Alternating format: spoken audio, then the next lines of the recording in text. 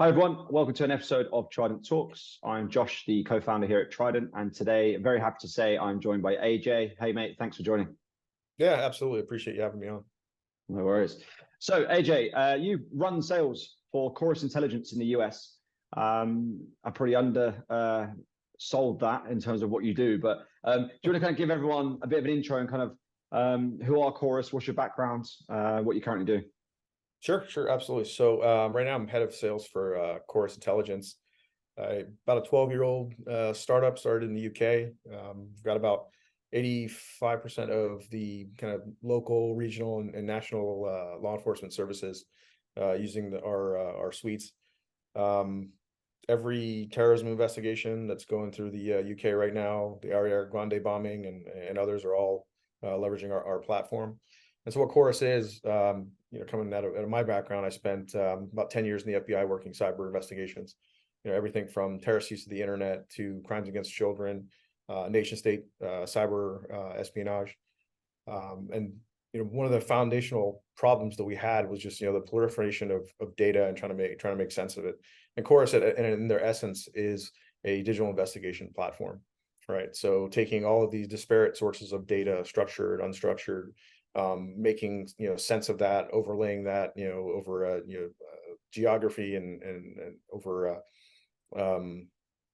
time and running through scenarios as opposed to like going through separate line items and spreadsheets and things like that, being able to map it out and then bringing in other sources of data and enrichment, right? Whether it's open source, social media intelligence, or what we call consented data, things that are public record, fishing licenses, driving licenses, stuff like that, marriage certificates, all that kind of data, really to bring attribution back to who the bad guys are, and then holding them accountable. Awesome, nice. So your role in the business, how long have you been there, sorry? So I've been here pretty much since the end of April, beginning of May, so just a few months now. But nice. My role really is kind of like player coach, right? Running the sales team, helping them build in some processes, navigate some of the nuances of doing business in the US and particularly in the law enforcement and government world here. Nice, awesome. We'll come back into that, and we'll dig deep into Chorus and what your plan is taking them to the US. Look, you're part of this is an episode as part of a wider series being released into kind of September, October, and I really appreciate you taking the time to come join us. I know you're traveling at the moment, so thank you. Sure. What we wanted to discuss, right, is we have CROs, heads of sales, heads of kind of country and regions who have taken a particular product, especially in cybersecurity, to a new territory. And what we want to do is kind of feed that back to founders and CROs alike who maybe haven't done that. Maybe they've just gone through a round of funding, and part of that funding was they promised the investors that, hey, we're going to spend X on breaking into new territory because it's a market for us that we haven't touched yet, right? Sure. So I'd love to kind of talk to you about the considerations and things that you're almost in like your kind of business plan, whether that's in your head or on paper or your 30, 60, 90 to your new employers. Sure. As to how you approached it. So from a kind of Chorus Intelligence point of view, you joined day one. What's the plan? What's the full steam ahead attack in the US? How did you do it? Sure. So the way I looked at it, number one was like try to understand the product, the solution, what the value is, right? So all the things that you would do, if you were starting as a startup in the US, right? Because that's effectively what you're doing, right? Unless you're a massive organization and the US is the last market for you where you can bring in plenty of hired guns and good partnerships and channels, then what you're basically doing is you're starting from a kind of a startup mentality, right? So taking and this of course is a UK company, so taking British English and translating it into American English so that everyone can understand it here, and then helping to set expectations, right? Because the buying structures are a little bit different. The relationships are a little bit different. The way you're talking to people, like CISOs in the US, like many places, are never hurting for a lack of technology and tools, right? They're definitely hurting for people. That's the same in a lot of sectors. So how do I align what I'm doing to either provide more value to them in what they've already invested in, or helping their folks be more efficient, right? So if I can understand how our products do that, then I can have that conversation with them. So that was step one, just knowing what the heck is it we're providing here, right? And then two, aligning that to who the buyers are, who's going to be the people you need to influence, who are your champions, right? So you can go through MedPick, or start as simple as just doing a BANT, right? Budget, authority, need, timing. And then, evaluating the team. Do we have the right people on board? I know, a lot of companies, they come in and they'll, bring in somebody, okay, I'm moving into, law enforcement sales, and I've got guys that were at IBM I2 that were selling into government and law enforcement. But the culture at IBM is different, right? The resources that they have access to are different. So here, when we're looking at, building out our team, it's people that, yeah, they're going to pick up the phone, they're going to dial for dollars. But at the end of the day, they're also taking the trash out of the office, right? So as a startup, you've got to do all of those things, right? Now you yourself know, moving into this market, right? You're bootstrapping it. You're the secretary. You're the dishwasher, and in the lounge, and all that kind of stuff. So, and then once you kind of establish who the personas you need, I inherited a team, right? So looked at them, see what their strengths were. Looked at the territories, make sure that it made sense where they were focusing, and just making sure that they had the right support that they needed internally as well, right? It's easy to bring in a team that's going to open doors, but if there's things that are a little different in the product that may not work with the same workflows here, how do we message that back into our product guys and our DevOps team to know that, hey, the next iteration or the next version, we're going to need to change things up slightly, right? Yeah, for sure. Can we just go back to the kind of value and understanding the product for a second? So kind of other people call it like product market fit as well, right? Where does this fit in the market, etc. How do you know how big that market is? So you look at like the total addressable market, then the obtainable market, and you kind of shrink that kind of catchment area down, right? Do you use kind of like a data company, or is it just your background, your experience, that you just know that there's X amount of law enforcement in the US, and is it as simple as your team doing it, or do you rely on like a third party to kind of help you with that?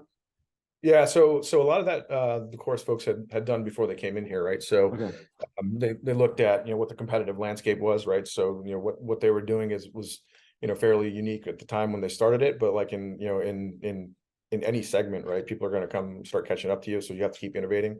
So they looked and saw who was out there, how many different agencies there are that they could potentially target. We're an analytical platform, right? So not every patrol person that's going to pull you over for running through a stop sign is necessarily going to leverage you, but they can make use of the data that comes out of it, right? Some of the finished products from the analysts. So that was part of it, and then just breaking down, which kind of metro areas we wanted to start targeting, right? And so doing like kind of a land and expand, right? So if we can get like for us example, the Miami-Dade police department came on board, right?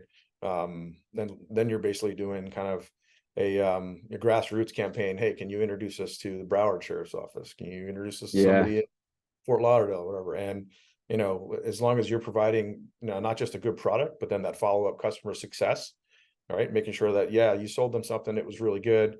Can they use it? Are they using it the right way? Are they seeing value out of it? And because if they are, they're going to be your best sales and marketing folks, right?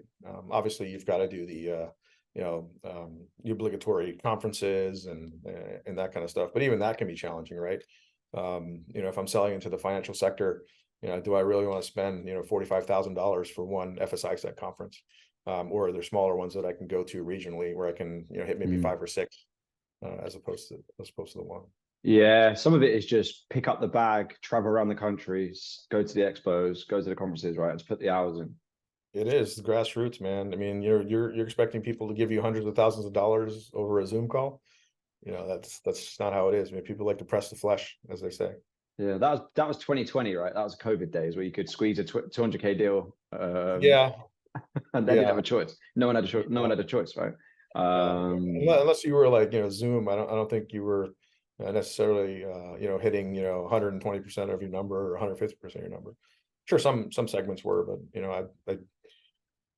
I can tell you for certain organizations that I was at the time, we went through an acquisition, which was probably good for us because I don't know where we would have ended up if we were kind of like slogging it out for the rest of 2020, 2021. Yeah, it's tough times. Just back to the point around the value to the customer, and then they're kind of like your salespeople, right?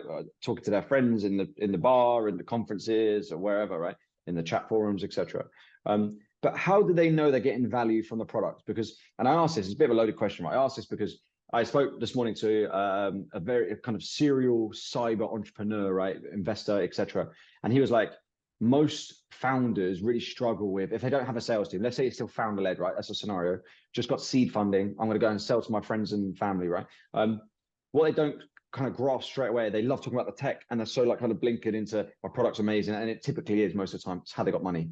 But they don't go, the metric that I'm going to pull from this POC with a customer is X. So at the end, you can tell me whether it's plus or minus. Like, is it as simple as that with like a chorus platform to go, your pain point is this, I'm going to get you access to more investigations because we've got more data points? Just a guess. Yeah, it's a good question. So, whenever we're talking to folks, whether it's, the discovery call, the demo, or even in, the middle of like, the trial kickoff, it's really understanding what their workflows are so that will help me better position what I'm doing with them, right? So, if they were working a homicide investigation, right? And we do ask them for things that have already been adjudicated, right? So, there's not a lot of high stakes there at that point.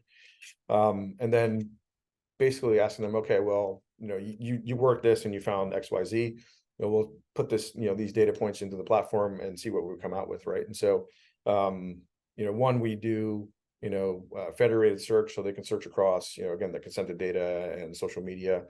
We leverage Shadow Dragon as our social media partner. And you can bounce off 215 different social medias, right? So otherwise you're kind of hand jamming all that stuff in, right? So even if you say I can do, Facebook and X and threads, and I can hit each one of those up in about 10, 15 seconds, well, then you aggregate that over, the 215, and I can bring that back in 30 seconds, right? And, what else could you have done with your time? Plus, oh, by the way, we're doing a link analysis with this. And you've got a search warrant return from Facebook. And so instead of, manually going through a PDF or, hitting Control F and looking for stuff, you can search that in the platform when you're coming, to find more, actionable leads in there. So then they can see from an analyst perspective how much time that saves them, because they're telling you how much time it saves them. Oh, it took me, half of a day to do that. Okay, well, I just saved you 4 hours in 30 seconds, right? That's your metric, right? Immediate metric, right there, time. Exactly. Law enforcement has the same problem that we have in cybersecurity, right? There's not enough good people who are wanting to be in those roles that are, like jumping at the bit. No one has an overflow of people. It's always overflow of tools. Yeah, agreed. Totally agree. So let's talk quite specifically to Chorus, actually, which is you are a UK-based company. I'm not quite familiar with kind of your setup in the US right now, but do you think, and just I'll give you a scenario, because we see this a lot. You have a European-based cyber vendor. They're at seed or Series A. Their core kind of back office, if you like, finance, marketing, maybe even like lead generation, etc., is all out of that one particular location. But what we're going to do is drop a VP of sales into America. We might give them a customer success manager or a pre-sales engineer, and they're just going to, again, grab the bag, roll your sleeves up and go. Can that still work without having like a on the ground in the country who understands the nuances of marketing from that location? Or like, have you seen that work or not work? Yeah, so I've been in an organization that did that, and then you really kind of run into two things, right? Not really understanding the culture, how we sell here, what people want to see as opposed to not want to see. A lot of companies coming in from different parts of Europe, not just the UK, they've got these big, huge brochures. It's basically a magazine for you to read through on what our product does.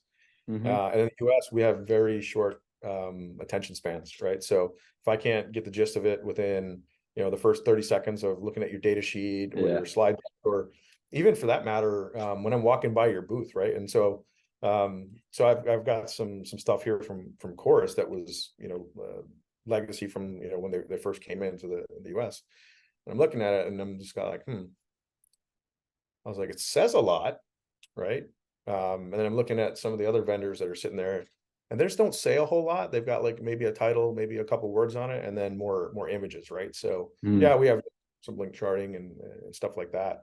But you can see as people like walk around the booth, what draws their attention versus what doesn't, right? So I'm never going to be as sexy as like the Glock table, right? I know that, and I'm not going to have like, the cruisers from, Chevy or GMC. The Formula One car at CrowdStrike. Yeah, exactly. So we're not going to do that, but just kind of knowing, what resonates from a marketing perspective over here is helpful. So what I took from that was Americans like pictures and colorful images, and the Europeans love to read. Absolutely. But I get your point, right? It's understanding the different approach to selling and kind of what works, what doesn't. Yeah, and to your point, right? We've just, as you mentioned, we've just launched in the US, and we've been doing it for years, but we just officially launched and LLCs set up, etc. And the first thing we've done, right, was tone down our collateral, reduce the amount of pages, and change the wording and the way it's written and the way it's spoke, because didn't make sense, and you'd sound like a foreign company in town, right? Yeah, it's a good point. Yeah, you don't want your marketing emails to look like a phishing email, right? Yeah, exactly. Yeah. Correct. Yeah. Awesome. So I suppose the kind of final piece here is around the team. You mentioned, obviously, have a look at your team. Who do you have currently, etc. If there isn't a team in town, what have you seen kind of work in regards to open up a new territory? I mentioned a minute ago, hey, drop a kind of a head of sales and then kind of maybe one or two people around them. I see a lot around the kind of the pod kind of team of teams work quite well. Pick them up, put them in, give them limited resource, let them hustle, let them come back with 10 times what you gave them, right? That's the perfect scenario. Is that what you see, or is there something different at play? Yeah. So I mean, I've been in the industry now for 20 years, as an operator, and then also on the vendor side. And people know good people that they can bring in, right? So if you're going to bring in a head of sales, I mean, they should have a list of people that they would want to have on the team, right? Whether it's sales or inside sales, account directors, what have it. They should have a group of folks that they've worked with in the past. And then when you're looking for somebody who's going to be your head of sales, your kind of first boots on the ground there, make sure that they've got that startup experience, right? They're not expecting to come in, use IBM as the example again, where they've got a team of marketeers that are doing all this stuff. They just got to show up, right? Because everyone knows who IBM is. Nobody knows who you are when you're coming over here, right? Yeah. No, yeah, I agree. And it's interesting when the way where I have seen the kind of the challenges or the failures of companies entering new territories is they do bring in a VP of sales who's super experienced, but has been through the startup world 15 years ago.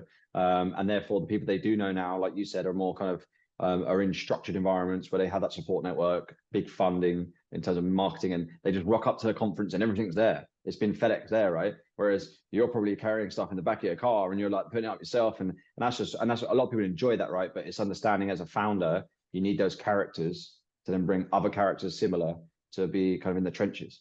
Yeah. So the other thing in cybersecurity and what I'm doing now in law enforcement is looking at people who were never in traditional sales roles, right? So I was an FBI agent, man. If you'd have told me I was moving into sales, I would have laughed at you. But the skill set's very much the same, right? The customer discovery is a lot like an interview and interrogation. But you interrogate your customers. That's what. Well, we interview them, right? So an interrogation is just it's a conversation with a purpose. So when I'm talking to a customer, I have a purpose. I need to understand more about you and your organization so I can see if we can help you. But I've brought in former analysts, former agents to sell in guys that were working cyber investigations. I've been on teams where the guys that were my best sales engineers worked in SOCs, right? When I was at Exabeam and we were selling SIM and UEBA. So look outside the traditional sales roles too. And those guys are going to be, they're not going to be senior salespeople that command that, $350,000, $400,000 salary. Maybe they'll get there, right? But they've got to prove themselves, just like we have to prove themselves as an employer. Yeah, it's interesting because then you go back to what you first said, which is around the simplistic approach to setting up using BANT rather than MEDPIC, because it's just a little bit more simpler with terms of the qualification process, because then you can get your guys and girls up and running faster and through the pipelines quicker, as opposed to overloading them with all of these new terminology. And sometimes it's just like you need to get out there, right, with a purpose and with clarity. Yeah, exactly. You've got to do some minimum qualification, right? Otherwise, you run into this. Hey, I'm AJ. I'm from Chorus. Would you like a trial? Everyone's going to do the trial, right? But you've done nothing to qualify them. You don't know who your champions are. You don't know who has the budget, when their fiscal cycle is, and all that kind of stuff. Yeah, totally agree. AJ, it's been a pleasure. I appreciate your time. Like I said, I know you're a busy man on the road building the empire in the US. Good luck. We're working on it. Yeah, I appreciate all the insight that you provide. Thank you. Yeah, absolutely. Appreciate the time, Josh.